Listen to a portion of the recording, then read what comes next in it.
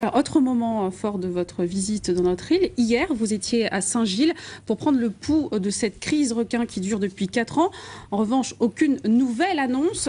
Ce que l'on demande, c'est qu'est-ce qui va se mettre en place concrètement après 4 ans de cette crise pour réduire ce risque requin. Le mot de crise est juste.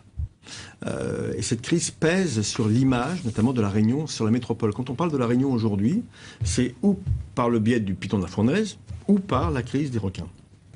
Et donc il faut... Le piton de la fournaise, je n'y peux rien. Là, ça, c'est une image positive. Voilà, qui peut attirer. Ce qui gêne le plus, c'est la crise requin. La crise requin, aujourd'hui, pèse terriblement sur l'image de la Réunion. Et hier, j'étais désolé de voir des plages complètement vides autour de Saint-Gilles. Donc il y a sûrement de la peur, peut-être une peur exagérée, mais elle existe et elle est nuisible à cette image, elle est nuisible au tourisme, très concrètement. Et à court terme, qu'est-ce que vous pouvez faire au niveau de l'État? Le plan requin, c'est tout d'abord la mise en place de dispositifs de protection passive des lieux de baignade.